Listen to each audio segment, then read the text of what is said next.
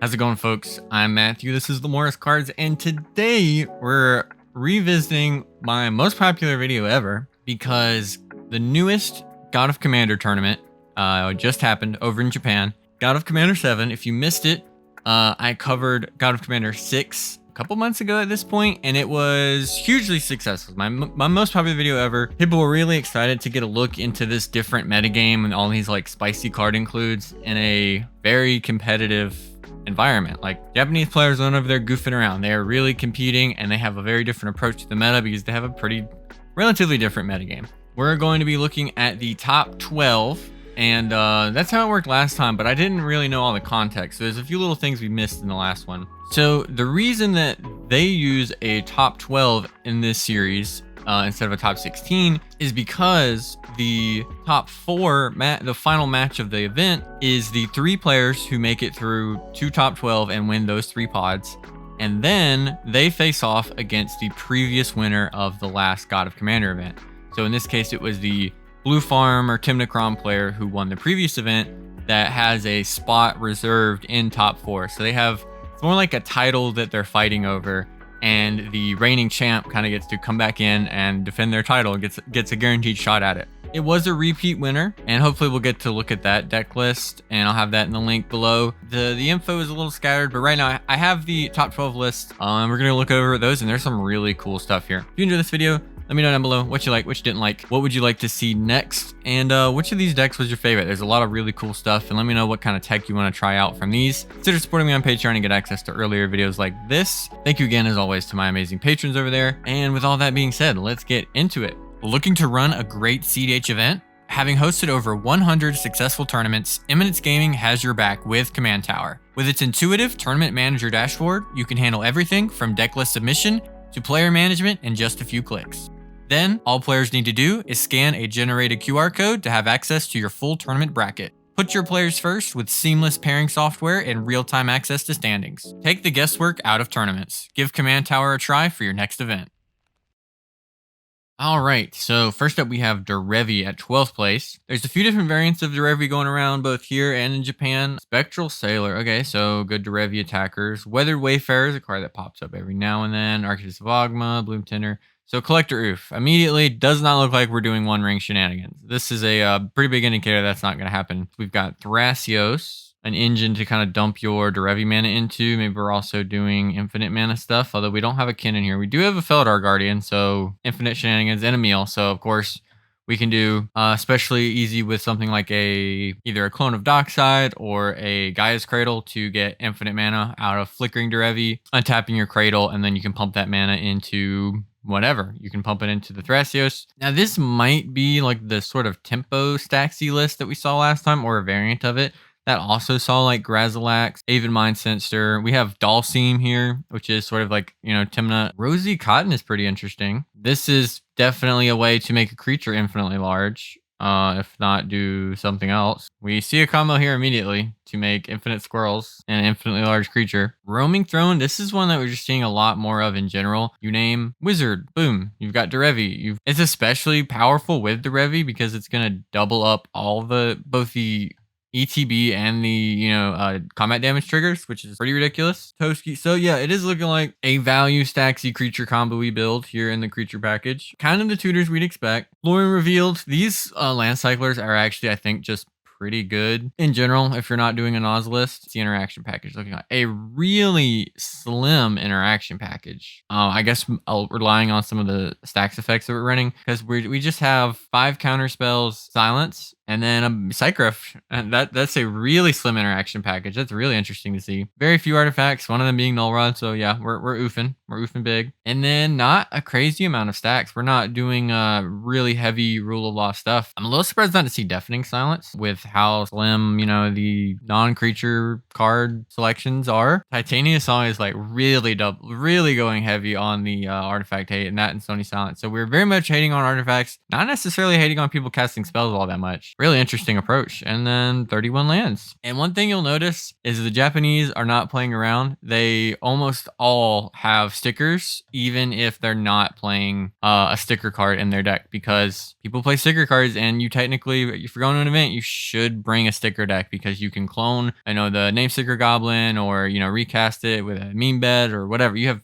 bunch of different ways you could potentially get those cards. If you're playing optimally, it includes bringing a sticker deck. At 11th, we have Inalla. So let's see how this looks compared to our Inalla list we have over here. Dothy is a little more mid-rangey than a lot of the traditional Inalla list goes. Same with Fairy Mastermind. Dalkin Ether Mage for the Wizard cycling, I'm assuming. Hero Recruiter. So a bunch of different ways to get the Spellseeker. Teferi is another interesting wizard to be able to grab. It's kind of your Grand Abolisher that's a bit safer than like a defense grade. We'll see if defense grade's in here too. Looking at the creature package, this looks like they're going a little bit more mid-rangey and not trying to do the turn 1 or turn 2 Spellseeker. But we'll see as we get to it. And not like a ton of different wizards to make sure that those lines always work. I'm kind of assuming this list is just based off the creature package, looking to sit back more and have more resources when it goes to do its Spellseeker line. So they're not necessarily trying to make sure that every possible out for the Spellseeker nonsense is covered when doing it very early. So we do have the Finale of Promise. So it looks like we do have most of the pieces for like the standard lines. Nothing too wild here. Looks like pretty standard stuff so far. I don't know how many of the really turbo builds are on Deluge. On Stifle. Okay, interesting. We are in defense grid too. So yeah, we are doubling up on that sort of Grand Abolisher effect. It's not like an incredibly interactive deck. Again, we have the 1, 2, 3, 4, 5 counter spells, and some of them are soft counters, or this is like the really greedy kind of list, right? There's no Force of Will, no Mind Break Trap. They're not dealing with that. They have the Daze, the 1 Red Blast, the Misstep, the Flusterstorm pack. So, no, they are looking to do it early, it looks like. Or maybe just hoping to do it behind one of the 2 sort of Grand Abolisher effects that they have. That's pretty interesting. I know that some of the like greedier, Inalla decks just like, oh, I don't want to run Force of Will, I don't want to run Mind Break Trap.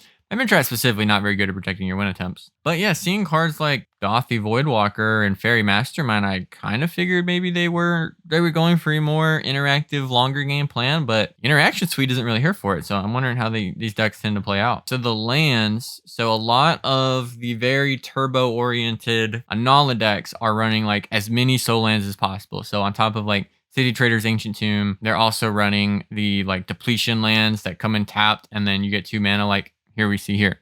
Saprazan Scary. So running the one of those, not opting to run up to like, I think I've seen lists with as many as like 5 or something that are just determined to do Spellseeker by turn 2, is opting to go with one extra one of those. I noticed that Urborg just seems kind of popular in these lists. Maybe there's something to that. All right, next up, we got Rog Tevesh. I don't know if this is stacks or turbo yet, but we see a Karn the Great Creator, so I'm leaning stacks already. Creature package, very slim. We have the name Sticker Goblin. Any deck that's trying to race something out in red, probably think about this card. And then we have Yawgmoth. Yawgmoth's interesting here because we do have lots of sack fodder. So for instance, we have a Tevesh, we have a Rograkh. If Tevesh is out, you probably have 2 Thralls, maybe between 2 and 5 like junky creatures, 0/1s lying around. That's draw 5 cards with Yawgmoth. That kind of makes a lot of sense. You probably want to use the Tevesh for one of those things like Rograkh itself if it's in play, and you can do that. But yeah, being able to like Yawg and just like nuke down like a Dranith Magistrate or something blocking you while also drawing a bunch of cards to do it. Pretty cool. Also an amazing answer to Orcish Bowmasters. Just kill that thing, get to draw your cards. That's pretty interesting include. We'll see if there's anything else here that leans into this. Duress and Cabal Therapy. Okay,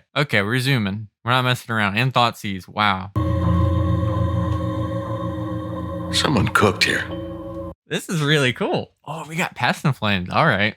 Okay, so we are looking to be proactive here, stripping our opponent's answers from them. We've got Scheming Symmetry. It's basically an A+B with Opposition Agent. And you just get to break parity on this card. You have Tevesh in the command zone, of course. So Scheming Symmetry is just like, I'll get to tutor for my card for a mana, and then I get to draw it, and then ideally someone else getting to tutor doesn't even matter. J-Will, of course, great here. Fiery Confluence is interesting. This is like a, cube staple or something, right? We don't usually see this in cEDH, but It's a board wipe. I'm assuming, we might be able to even loop it. Past in Flames is really cool here too. Like, we're definitely storming here. So Karn just being like one-sided hate maybe is all that's here for. It doesn't look like we're trying to do anything else stacks. Yeah, I'd be surprised seeing Appear into the Abyss here if we saw Trinisphere like we do in the Rog Tevesh stacks list. All the rituals we can think of. That snuff out art is so weird. Yeah.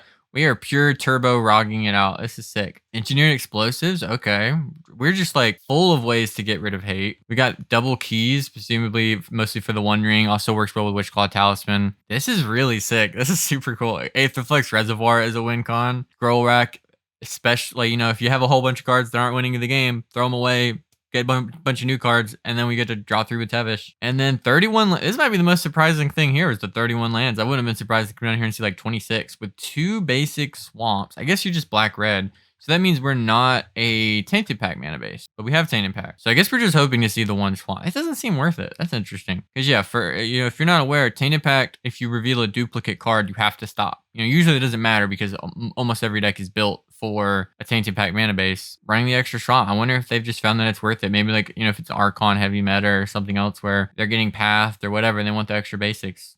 That's pretty surprising. Urza's Saga showing up here too. How many good targets for Urza's Saga do we have? We got Engineered Explosives. Is kind of an iffy one, but we can use that. We can grab LED, grab Mana Crypt, Mana Vault, Mopal, Spring Lake. Being able to go grab a key if you have a One Ring or grab Skull Clamp. Yeah, it totally makes sense. Urza's Saga. I really like this list. This is super cool. All right, at 9th place, we have a Korvold list, and this is really interesting. So, you already know Eric sent me this whole thing before I even started recording. So, our dork package. We've got Delighted Halfling, not one you often see, but there's a few things, it kind of makes sense. Gilded Goose. Gilded Goose is not one you see too often, and it's almost kind of cutesy looking here, but it's not the most consistent dork in the world, but it is a dork that draws you a card with Korvold. Impulsive Pilferer. I know Eric's been really high on this, so this card, if you're not familiar, it's a 1/1 for 1. When it dies, you make a treasure. If you encore it, it's really interesting because you make 3 extra copies of it. Have to attack this turn. They attack for each opponent you have. And a really great synergy that you have with Pilferer. One, it makes treasures when it dies. But it works phenomenally with Skirk Prospector. So if you encore Impulsive Pilferer, you get 3 of them that come out. You get to just sack them to Skirk Prospector, make 3 red, and then get 3 Korvold triggers if it's in play. And then you also get 3 treasures. So you get this huge, it's mana positive to encore it out with Skirk Prospector. Dothy, so we're a little more mid-rangey. Goblin Matron, we're okay going like a little bit slower just to have more access to our things. Nameseeker Goblin, like I said.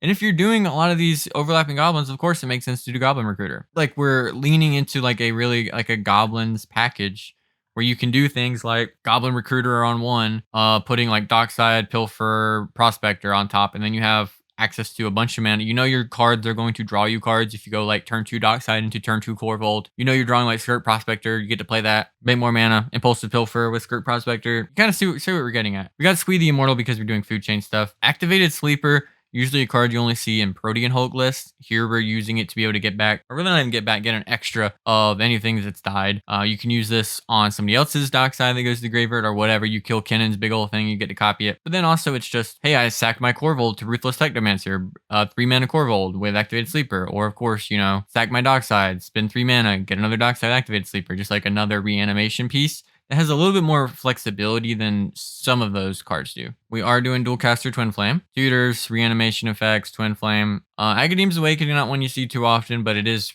really good if you get to use it. If you get to bring back like spend X equals 2, bring back like a Dockside and anything else. I mean, you bring back Dockside, it's good enough in this deck, but bringing back anything else, bring back Dockside and Goblin Recruiter, put something on top. Bolligad Recovery seems a little iffy. I don't know how good a 3 mana regrowth is on the back of a tapped land, or with a tapped land on the back rather. Claim to Fame is interesting. So on the front, it's basically for the purposes of this deck, just an extra unearth. And then if you do the aftermath, let me turn my head sideways. That one doesn't really do anything, actually. Giving Korvold haste actually can be real. Let's see if there's any other creatures that we'd want to give haste. Giving Dothy haste could actually be pretty cool, too. Or anything we copy. So there actually is some stuff here. It costs 3 mana when you flip it off your Nas, but I can actually just see running this in a lot of the Korvold lists. It's kind of interesting. I don't know how... I'd really have to play test the Fame half of this to see how often that comes up. A lot of typical stuff here. So we are doing Crop Rot. Now, Darkblast is a really cool one. And it seems like this is just good. So what this card lets you do... It's like a pretty good answer to Orcish Bowmasters. So if you have like Korvold in play, what you get to do instead of just, you know, whenever you sack something, you would normally draw, instead just dredge 3, so you're dumping stuff into your graveyard. Bring back Darkblast, part of a removal spell, right? So if you're doing your Stormy stuff, and then there's like a Drannith in play, or a Bowmasters that's getting close to killing you, anything that's kind of hating you out, Rare Treasure for a black, dredge 3, bring back Darkblast, kill the Orcish Bowmasters, do it again. You can keep dredging as much as you need it to be, so it's like not ever really going to be the best removal spell in your deck, but it is one that you get to just keep using over and over when you're doing the thing, and then also you're just dumping so much stuff into your graveyard. Malakir Rebirth, you know, the good old scam staple. So we see why we don't care too much about our Nas mana, because we're not running at Nas. More of a creature-based mid-rangier Korvold, and it's not the mid-rangiest one we're going to see. We're going to see some more later. Court of Calling, Deadly Relic, kind of iffy on a 5-mana commander, but whatever. Really cool stuff here. Anything exciting in our... Yeah, there is something weird in our artifact package. Okay, Bucknard's Everfull Purse, 2 mana, 1 in tap, roll a d4, create another treasure token equal to the result. The player to your right gains control of this. Huh. It makes treasures. Surprised to see like no defense grid, no docent, so there's no like real silence effect. Doing a lot of enchantment-based mana, so Carpet of Flowers, Utopia, Sprawl, Wild Growth. Got Animate and Dance of the Dead. We're not doing Necromancy, which tends to be one of the like kind of hotter ones here because of the instant speed stuff. But Sylvan Library, so we're rolling on draw engines. No Wondering. That's a little surprising. Food Chain, like I said, we are doing Food Chain stuff. If you get Food Chain and Squeak, it's pretty easy to draw your entire deck with Korvold. 30 lands, and then we have 3 MDFCs. Really cool, very different sort of list than we're used to seeing on Korvold over here. 8th place, we've got Kinnan. What are we looking at? Tezzeret. All right, any spice. So we've got Devoted Druid. We don't usually see that. Ghostly Pilfer, a card we don't see too much of over here. I think this was one we saw a lot of in the last video I covered, the Japanese event. Thrasios Fairy Mastermind. Tishana's Tidebinder. I've seen this card come up. It's been very good every single time I've seen it. The only, so interesting, we got like Clever Impersonator, Fairy Artisans. These are ones that have popped up. Clever Impersonator being a clone of anything. Fairy Artisans is pretty cool. You get like, every time somebody plays something, say plays a creature, you make a token of it briefly. So like, one, you always get a Dockside, and Aboleth Spawn is also taking advantage of that. They're both like kind of abusing ETBs. Fairy Artisans, though, gives you access to like,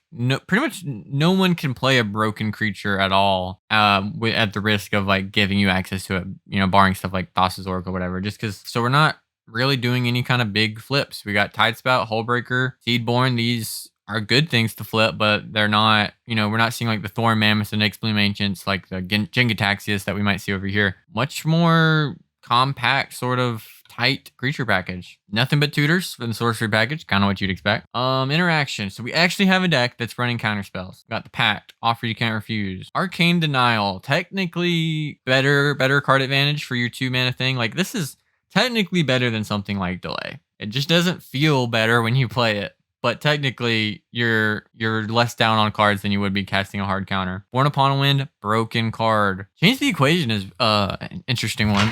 A lot of times it is just counter target spell, but man, there's so many things. Like somebody nauses and you just have Change the Equation in your hand. You're gonna feel so bad. Yeah, lots of tutors to get your Basalt. So this is looking like it's more about just getting Basalt quickly. We've got some of the keys. We've got Machine God's Effigy, which is just, I think, a pretty good card, and then also goes infinite with Devoted Druid. One Ring, amazing One Ring deck. Again, the keys make it very good. The rest of the artifact package, I mean, Agatha's doesn't show up in all of these, but it is pretty nice and helps you combo with Kinnan. Okay, we got something cool here. So Copy Artifact shows up. Carpet of Flowers is not one we always see in Kinnan, just because it doesn't combo in Kinnan, but it probably is still pretty good. And then we got Mind Over Matter. 1 billion mana, 6 mana with 4 blue pips. Discard a card, tap or untap, target artifact, creature, or land. I mean, this just goes infinite with the One Ring. You just get to draw your deck. And then also, it's just like, you get to make mana. Like, I'm assuming there isn't one. If they ever made a Mind Over Matter on a creature that Kinnan could just flip into, whew, God, that'd be crazy.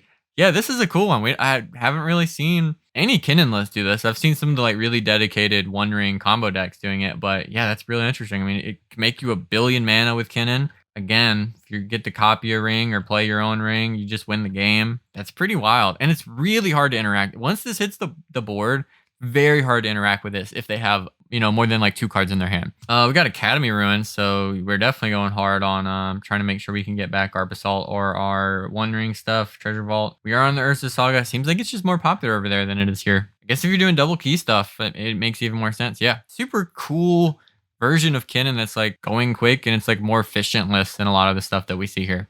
Really cool. Next up, we got Malcolm Vialsmasher. I am curious to see what, if this is like the super turbo builds that we see, or if it's, more mid-rangey, like it seems like everything over there is. Okay, well, I see braids, so probably Ghostly Pilfers. They're probably more mid-range. We got Ragavan, Fairy Mastermind. Seems like they might just be high on this card here. Ghostly Pilfer, again, maybe we should be playing this card again.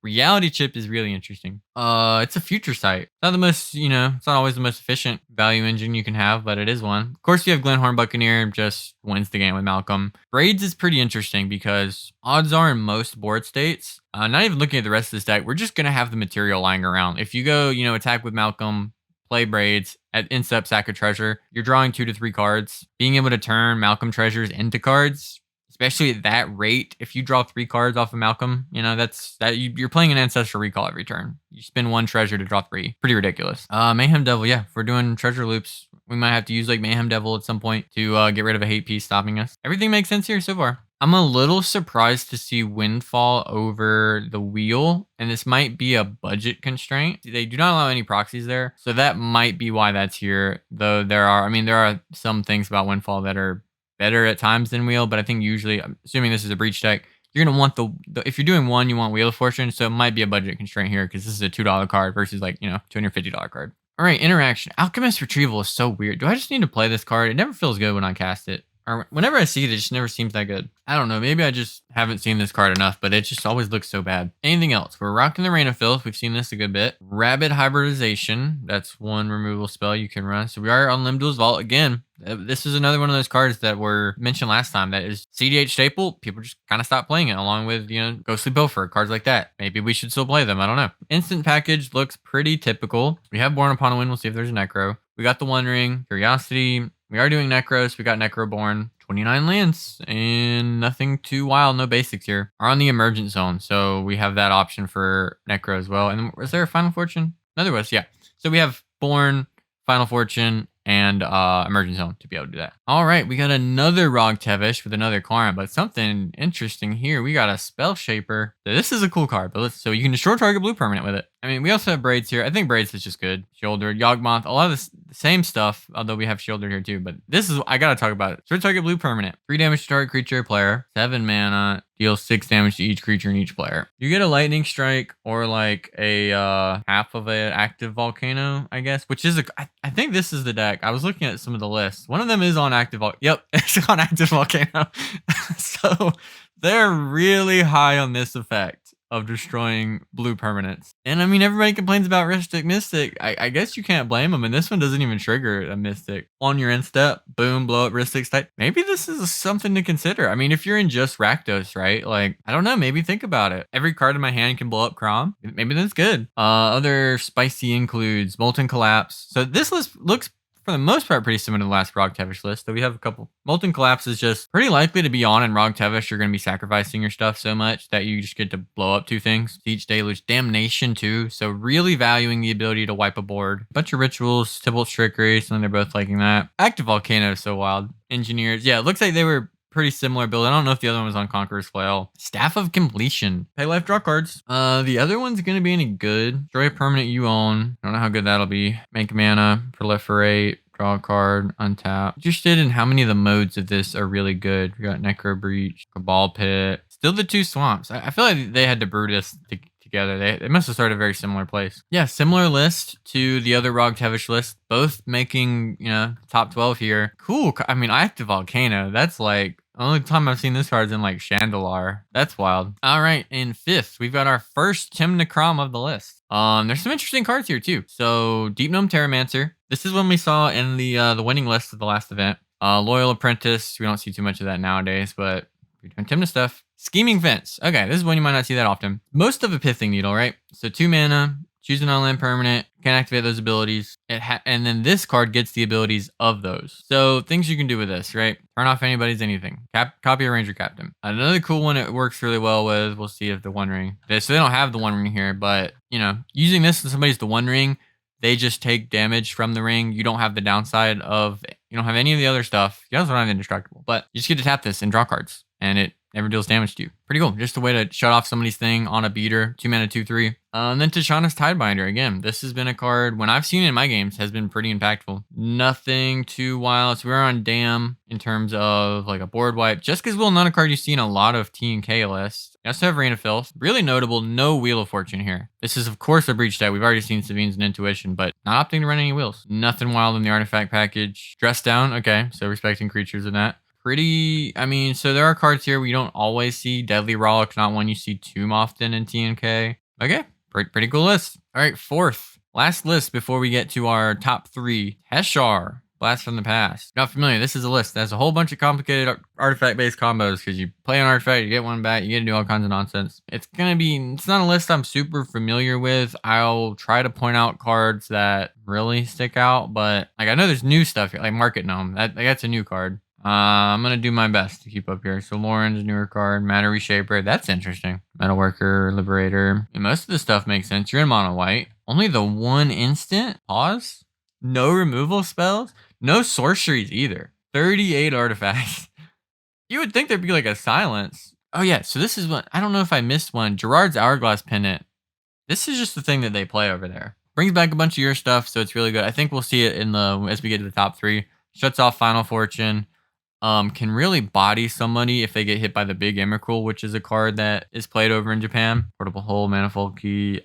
Again, I can't go through all the different things that you can do with some of this nonsense. You have a bunch of, but there's KCI nonsense, right? You sack a thing, bring back a thing, you get more mana, you make a thing, you do a thing. And then I have the One Ring. Sorry, Baghdad, cool, if you're trying to dig. I'm still just shocked at only the 1. Like, surely there are instants and sorceries worth playing in this list, but I guess they didn't think so. Just my entire deck is artifacts. That's pretty wild. That's really, really interesting. Cool deck. Why are they on Urborg? I mean, is like turning on your Mishra's Workshop is a regular land worth a whole land slot? And bizarre. I feel like I would run Yavimaya probably first. It seems like we've seen more green. I mean, they probably have a better idea of the metagame, but it seems like fixing for black would be better for your opponents on average than fixing for green, but I don't know. I'm assuming that's what it's there for. I mean, there's precedent for that in other formats. But yeah, very interesting list. I'm not a Teshar expert. Kind of takes an expert to play this kind of thing and understand what's happening. Okay, now we're in our top 3. Third place, we've got Edric. A deck that still pops up every now and then. Lots of beaters, lots of Tymna style stuff. There's that Emrakul I was talking about. They play it there. Watch out. Jolriel is interesting. When you draw your second card each turn, make a 2/2. So this will just kill people with Edric. Draw a bunch of cards. One, you get to make a 2/2 on a 2 mana 1/2 over and over. That's gonna happen pretty much every single turn in Edric. And then potential on other people's turns as well. And then just spend a bunch of mana and just make all your guys kill everybody. They probably use this to win the game decently often. Lotus Cobra, New Malcolm, which is a pretty good thing in the air. Oakham Adversary again, just the old staple that they're still running over there. Subtlety, Kitesail Arsonist, probably a card we should think about playing more. All right, we've got a bunch of extra turn spells. That's what this thing is for. Notorious Throng, Capture of Jingzhou. Lauren Revealed, just free card to run in here. Probably just pretty good. More manipulation, time war. Lots of extra turns. Almost all the sorceries here are extra turn spells. Instant. Okay, so we're going hard on it, right? We got the Disrupting Shoal. We are countering things for free. We're not messing around. We're commandeering. We're misdirecting. We're interacting freely, and then also running this wild-looking Nexus of Fate. Yeah, lots of interaction. Gotta protect that big old board we're building. Staff of Completion showing up here too. Somebody's gonna have to explain the Staff of Completion to me. I'm not quite getting it. Is this one Wrath's Edge? This has to be the Orcish Bowmaster's tech right here, right? Wrath's Edge, 4 mana, sack a land, deal 1 damage to target creature. We are digging deep to not lose to Orcish Bowmasters here. Not even running like creature move. Like you could Pongify that thing or Rabbit Hybridization. No, we're spending 5 mana in a land, which there might be a loop with this. Anyways, I don't know the Wrath's Edge combos. That is wild. Whatever this thing is here for, there's gotta be something better, right? Grasping Dune, sacrifice it, do put -1. No, they're purely putting lands in here to kill Orcish Bowmasters. You cannot convince me otherwise. That is wild. I mean, you're a crop rotation deck, I guess. And this deck just straight up can't be a single Orcish Bowmasters. You got to be able to beat it. But okay, that's some tech I did not expect. But got third place here with Edric. Second place, we're looking at Tivit. Very time round. Let's see if there's any interesting tech here. So we got the Urza. Creature package is basically exactly what you would expect. Tashaana's Tidebinder just seems popular here. Kitten, whatever. Languish, that's some Tivit tech that players have been doing. Seems in general they seem to value board wipes. Orm's Chant, Interesting. Silence. Doubling up on that. Seeing the Arcane out here too. Get Lost. Removal spell that hits most things and can help you start your Tivit looping. Okay, makes sense. Lim Duel's Vault. Again, they seem to like it. Also, they just don't seem to, like, they just run Pact of Negation in mid-range decks there. That just seems to be the consensus. They just still do it. I've kind of missed it recently too. Ball Ritual, Intuition. I've been trying to tell people about the Intuition Tivit lines. Nobody listen to me. You just get like Time Sieve, Savine's Wreck, Grand Abolisher. Boom. Easy clap. Artifact package. About what you'd expect. Kind of heavy on the enchantments. Copy Artifact, Dress Downs, Touch the Spirit Realm, super flexible card. Every time I see this card, it's nuts. Mana base, running Inventor's Fair. Looks like a Tivit deck. Nothing too crazy here. Kind of looks like what we would expect. I mean, the Orange Chant, we don't see too much of here, and like Esper. Everything makes sense. Looks like a strong Esper deck list, but you know what I'm excited for here is the first place. Again, this is out of the top 12. The winner of this event was the returning Blue Farm deck, which is very similar to the last Blue Farm deck I just showed you. But first place coming out of the Swiss, we've got Korvold. No cheating required, I hope. Now this is a wild one. Okay, we got the Impulsive Pilfer again. Krosan Wayfarer, sack it, put a land into play. Skirk Prospector, you know, stuff you'd expect. Goblin Recruiter, we're doing more of that. Vexing Shusher, another powerful goblin to run in this deck to make it really hard to lose if you have a decent amount of mana. Azusa, Lost but Seeking, we are making land drops, my dude. Got the Braids, of course. Like, Eric's been telling me that he thinks Braids is actually nuts. And I've been trying to get him to play Braids for like a year. I've been saying that Braids would be good. Rest of the creature package, barring Endurance, kind of what you'd expect. Scheming Symmetry, we're doing that. Sylvan Tutor. Time of Need. Now that's interesting. So what can Time of Need get us? It can get us Azusa and Ragavan. And Braids. And Squee. So we don't have that many targets. I feel like Dosen would be just... And then we got Life from the Loam. We are dredging. We are lands Korvold dredging. We're mid-ranging. We're making our land drops. We're avoiding triggering Orcish Bowmasters if we don't want to, and we're filling our graveyard while we do it. What else we got? We got the Summoner's Pack. We got the Darkblast. That tech is still here. Legolas's Quick Reflexes. You're not killing our Korvold. Final Fortune Swat, Court of Calling. So a lot of similar stuff to the last one, but then a few different, you know, a couple card swaps. The Gerard's Hourglass Pendant that I mentioned. A little bit of a nombo if you're running your own Final Fortune, but this thing's probably at its best in well, I mean, it's pretty good in Teshar too, but in Korvold being able to, you know, sack a whole bunch of things, get creatures in the graveyard. Really, really wild with like, if you're doing like, you know, if you're doing the lands thing, right? You've got a Sousa, you're making extra land drops, your Life from the Loaming, making tons of land drops. And then you like Rain of Filth, sack all your lands, you know, tap all your lands for mana, sack all your lands. You've made 1 billion mana. Gerard's Hourglass Pendant brings back lands into play. They're not tapped. They just come back into play. It's a giant ritual effect. Plus all the creatures that you sacked and stuff come back too. Big enchantment selection here. Spiteful Banditry, a board wipe that also just makes you a treasure. Creatures die a lot. Orcish Bowmasters be killing creatures. Squander Resources is one we've seen in Korvold decently. Again, if you're making a lot of land drops, gets a lot better. Meathook Massacre again. And this also sort of a win con. The one thing you'll notice about this deck, beyond that they're running Treacherous Blessing, which is like the most Braids looking. I don't know. This one's weird. And freaking up the Beanstalk. What even triggers it? Meathook Massacre, Spiteful Banditry, Korvold, Cord. There's not many things that trigger this up the Beanstalk. I'm really curious about that. You'll notice there's no A+ beasts. There's no Mayhem Devil. There's no to do like Segmentor stuff. There's no Cloudstone Curio, Dualcaster Twin Flame, Wither Chain. You're doing like Food Chain, get all of your stuff into play, sack loop things with Meathook Massacre in play. Like that's your win con. There's probably another setup you can do where you get to keep casting Orcish Bowmasters where you like sack it, get to replay it over and over. There's not a lot of ways to win. It's a lot of setup, making your land drops, making multiple land drops a turn. This is a Gaia's Cradle and Urza Saga and Lake of the Dead and Emergence Up. We got a lot of interesting utility lands and things like that. And Barbarian Ring. You know why Barbarian Ring's here? I'm surprised the Cabal Pit's not here. Because we got to kill Orcish Bowmasters, I guess. Looks like they very much respect that. This is cool. Lake of the Dead, also another card that's really good with making multiple land drops and bring your lands back with Gerard's Pendant. Yeah, this is a really cool deck list. The deck that ended up winning was actually the TnK list that I covered last time. I believe that list is going to be the same, but if I can find any updates to it, I'll post it. Finding stuff for this is weird. They usually just post the top 12 and don't even post the winner. If it's a returning winner, they just don't post their deck list because they don't enter the event. It's kind of weird. But anyways, hopefully you enjoyed this video. You got to see Korvold top twice without having to cheat. Thank you. Thank you for not cheating, Japanese players. If you enjoyed this video, let me know down below what you liked. Which of these deck lists was your favorite? What kind of cool tech are you going to try in your list? Or which one of these might you try out? Consider supporting me on Patreon. Go buy some merch. With all that being said, go play cEDH. Have a good one, everybody.